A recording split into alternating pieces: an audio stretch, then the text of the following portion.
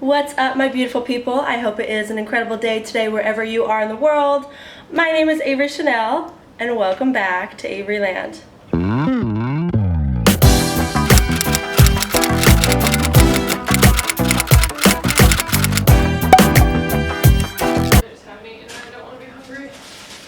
Alright, so we got Avree in the background making some waffles, just like one of my recent videos, so just bear with us here. She had to eat some breakfast because we have some stuff going on today. But hello everybody, it is so good to, I guess, see you again.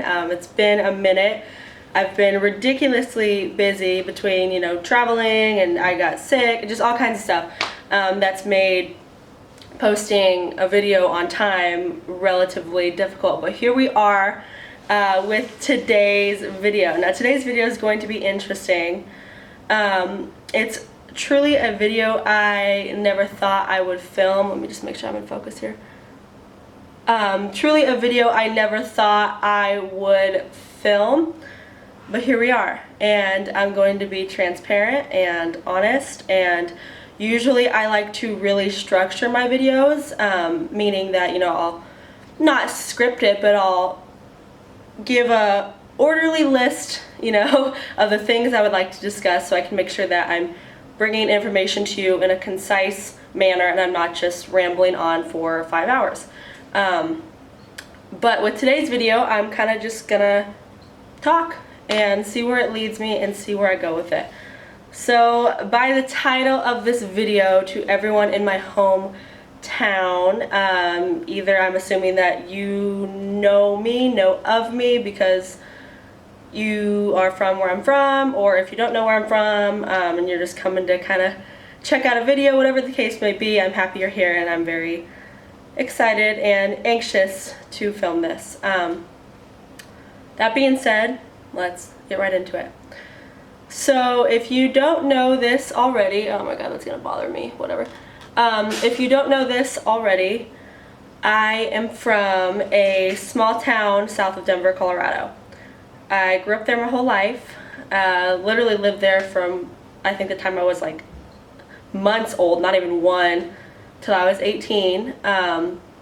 Went to school there, yada yada yada. So this place where I'm from, and if you're expecting this to be a video where it's Avree talking shit about her hometown, it's not going to be that. Surprisingly, I know a lot of people associate me and my name and my family with a really visceral dislike of my hometown called Parker.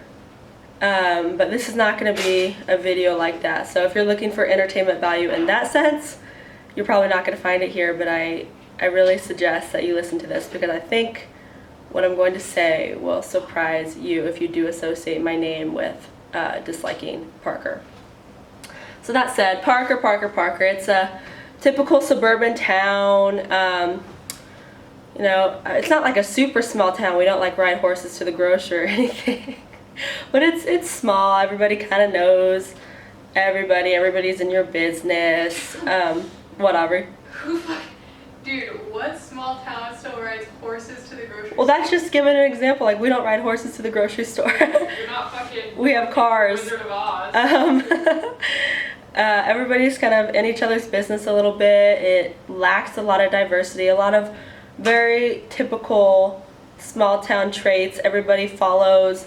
There's a neighborhood Sonic. There's a neighborhood Sonic that everybody hangs out at, and everybody kind of follows this route of life, meaning, you go to school, you go to college, you come back, your kids go to, it's like that.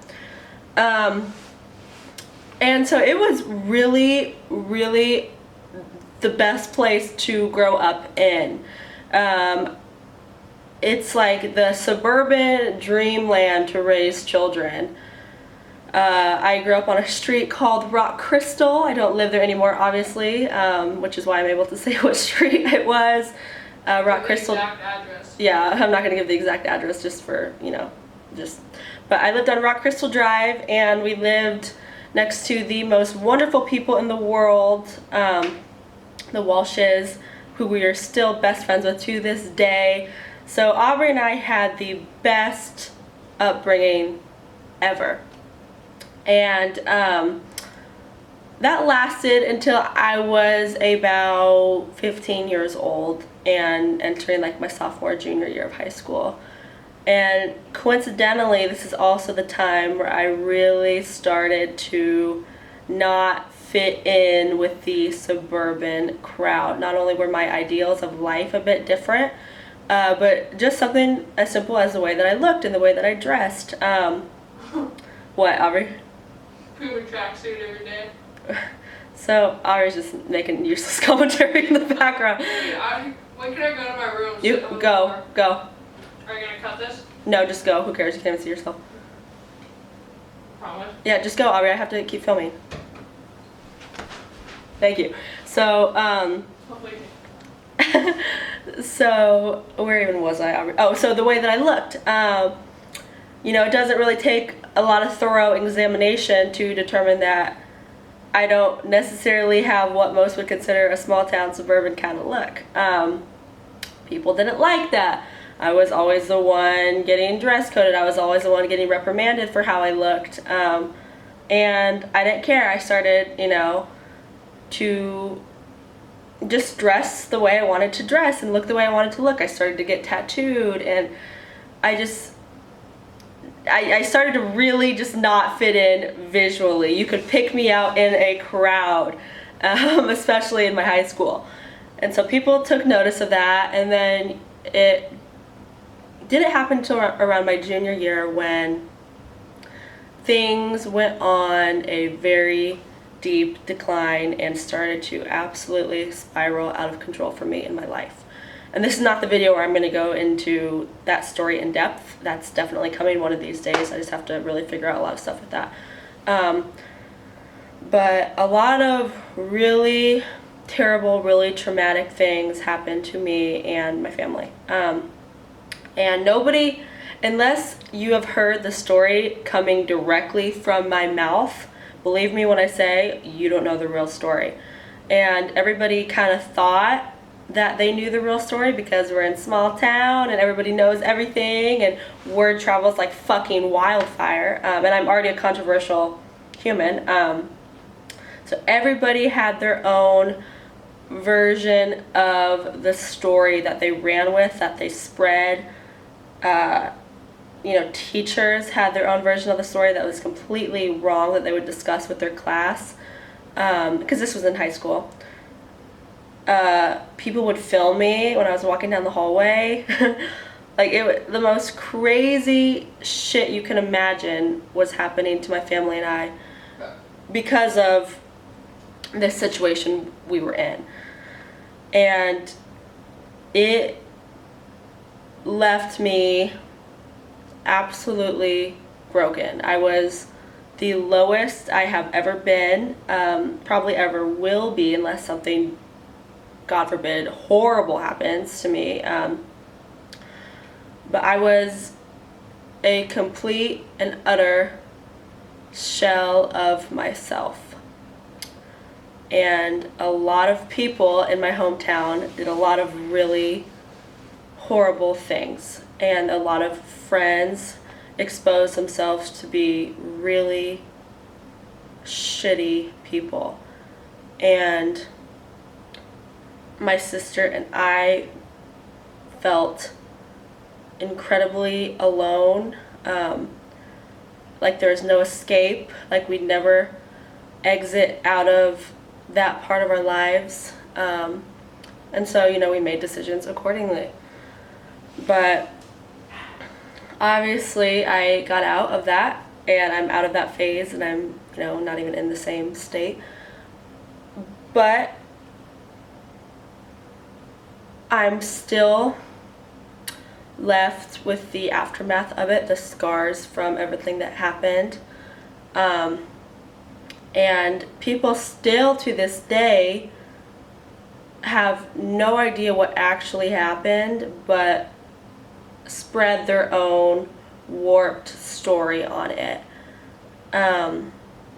Which that used to, and still kind of does, really upset me because, there's nothing worse than hearing something about you that's so wrong, and now this, the masses are believing it. But that's neither here nor there. But so after this crazy situation happened, about a year after is when I found out that I would be coming to Hollywood. And I was just getting to the point where I was, I guess, in recovery and healing and emotionally piecing myself back together so I could get out of bed in the morning and I could go to school and I could function like a regular member of society. And so I got myself to that point, and I found out I'd be moving to LA to pursue my actual dream. I walked away from a Division I. Make sure I'm focused. I walked away from a Division I college soccer scholarship, and I decided to start living for me.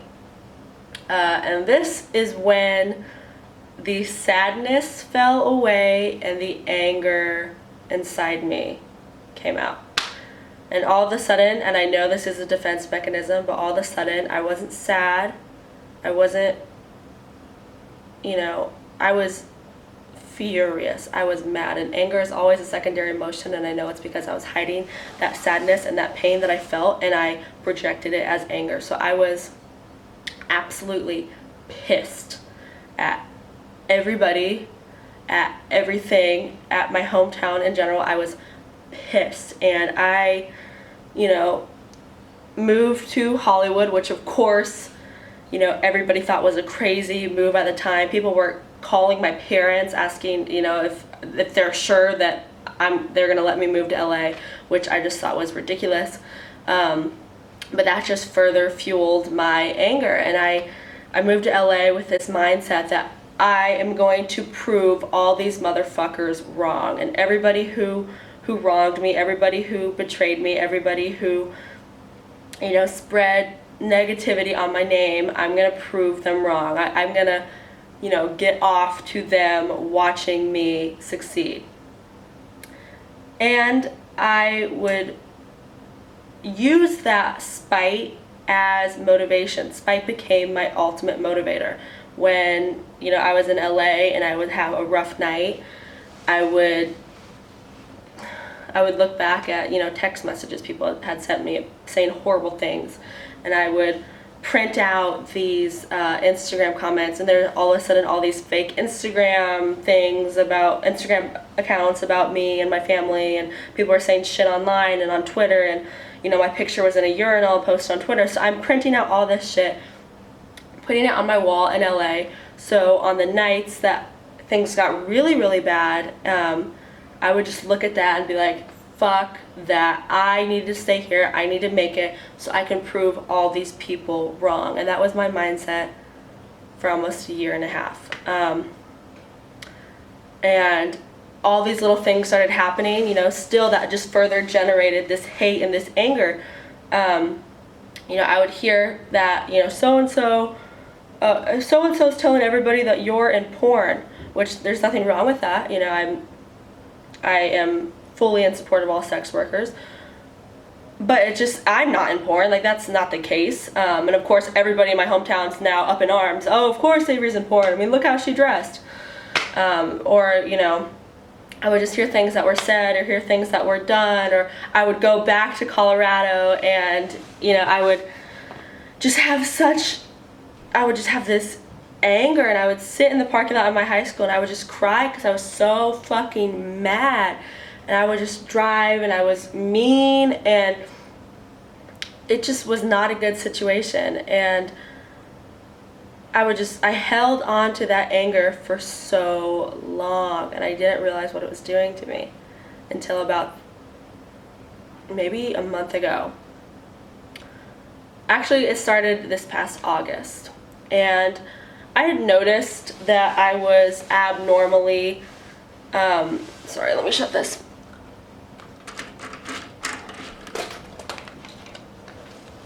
Oh, I don't like that.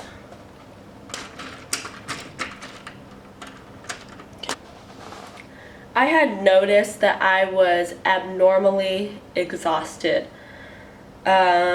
because like I could never quite get out of bed in the morning. And if I did get out of bed, it was to do like one thing, like go to class, go to the store, go work out, and then I had to come back and I had to sleep. And I went to all kinds of doctors and had all kinds of tests done, and I was iron deficient, so I kind of chalked it up to that and started taking iron pills. I injected myself with B12 a lot. Not myself, I got B12 injections, but I still was just exhausted. Like I slept for months. I couldn't get myself out of bed. And